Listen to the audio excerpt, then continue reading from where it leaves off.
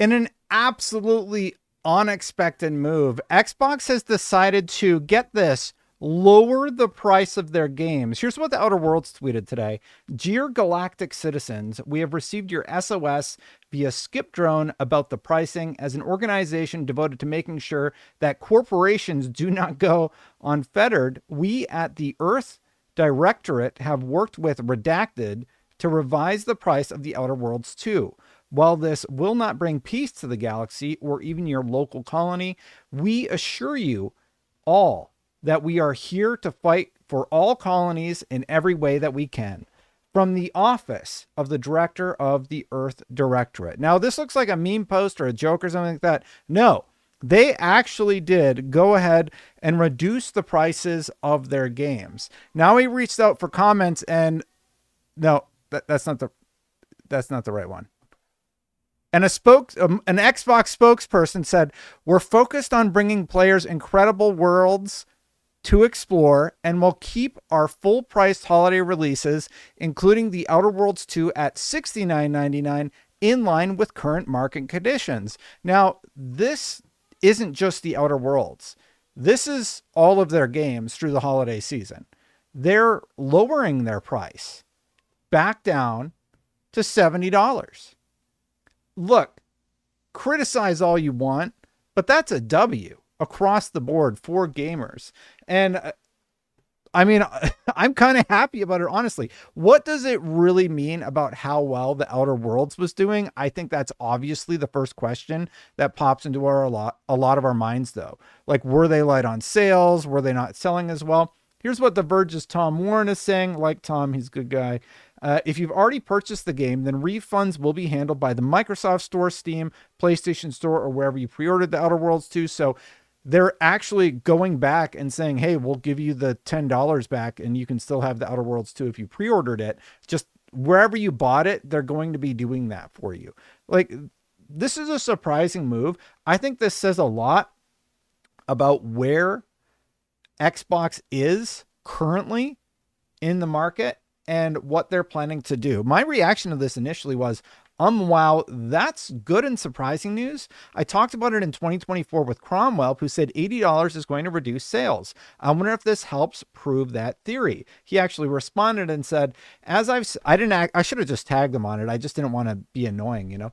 As I've said many times, they want to price high to make Game Pass look like a better value proposition, but I'm sure their developers don't necessarily love that in an industry where sales figures are a big measure of success. So they're pricing their games at $80, and I think this was a multifaceted challenge. And this is just my tinfoil hat. I imagine that the Outer Worlds 2 sales are soft. That is a niche game in terms of following, in terms of interest. Like, you can love the Outer Worlds as much as the next person, but it doesn't have this massive gargantuan audience or anything like that. Let's be honest about what it is. It's a really cool game that has a lot of fans, but it's not burning up the charts, so to speak. So I was really, really glad to see this. This is it's a really smart move on their part. And the conversation I had with Cromwell was about prohibitive pricing. Raising prices to $80, it seems like it's going to have a net negative impact, and $70 is just that sweet spot, especially right now when we're seeing just layoffs everywhere. Basically, we're seeing a lot of market conditions that are not favorable to people playing games or just people buying anything. And the reaction is a light clap. I think we can give them a light clap on this one, right? That's about what they get from me. Maddie Plays says, I'm so happy they caved on this. I really think the Outer Worlds 2 looks awesome, and Xbox's forced jump to $80 put this game specifically in a bad position. All the interviews were just asking about the price and not focusing on the game itself. Now, let's hope it delivers. You know, Randy Pitchford came out trying to justify this idea that Borderlands 4 is going to be this amazing experience at $80. And Borderlands 4 is not $80. Granted, there's some like weird pricing issues with the different tiers, but they're also releasing their game at a lower price. Mafia: The Old Country is releasing even lower than that. There is something to these crazy sales figures for lower price games. And this is what you need to do as a customer, as a consumer.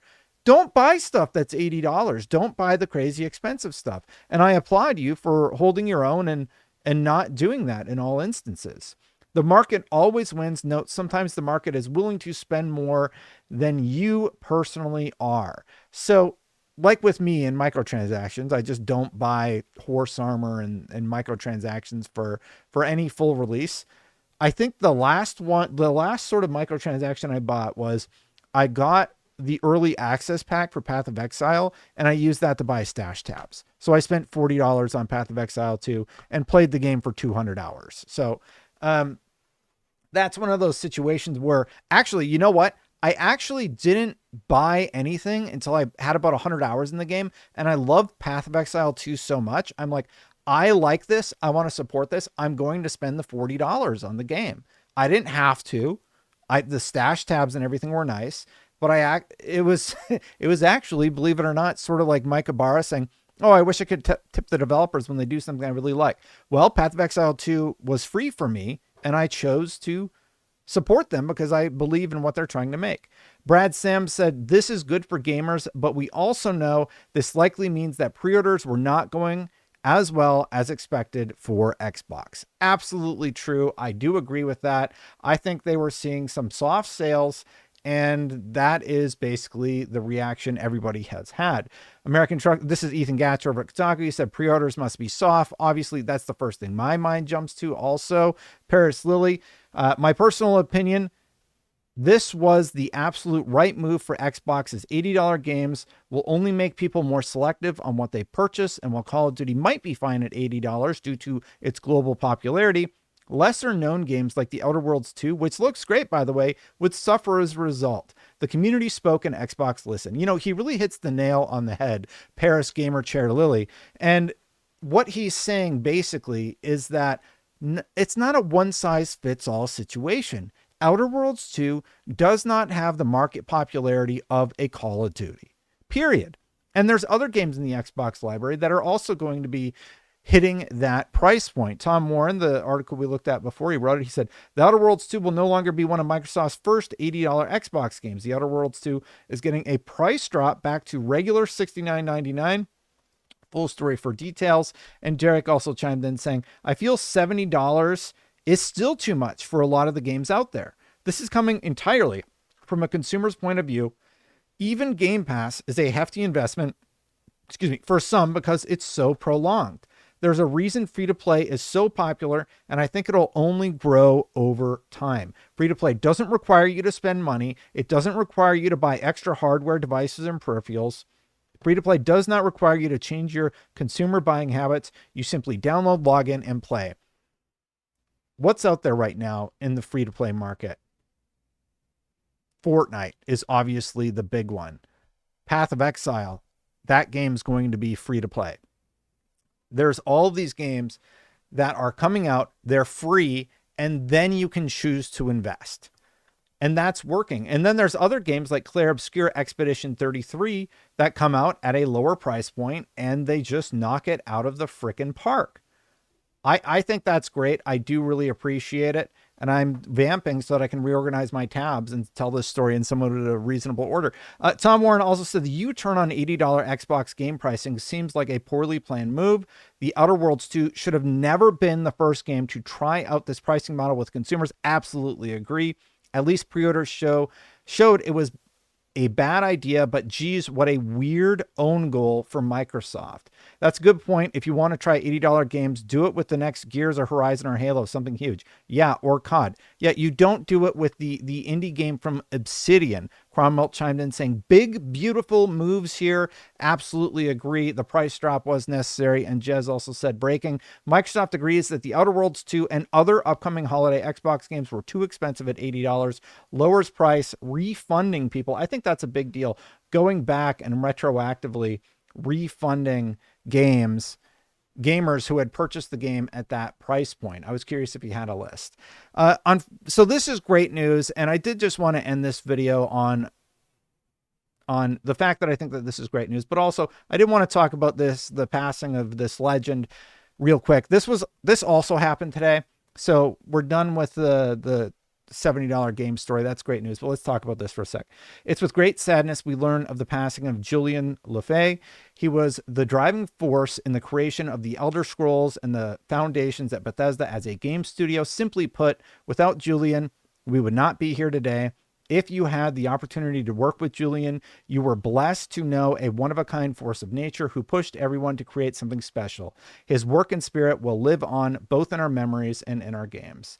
And then they had this image. It's with great sadness we learn of the passing of Julian Lefay. He was the driving force in the creation of the Elder Scrolls and the foundations of Bethesda as a game studio.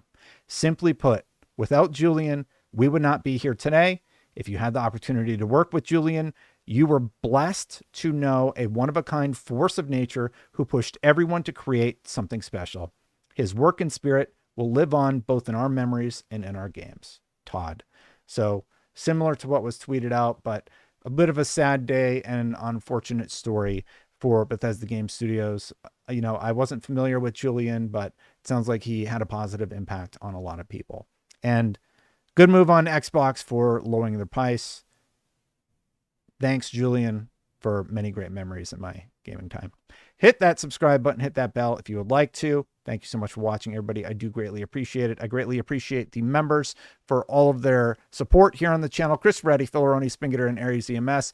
Click that join button if you want to become a member here on YouTube to support my work. Thank you so much. Or patreon.com/SafeStatePlus to also do so. I'm going to get out of here.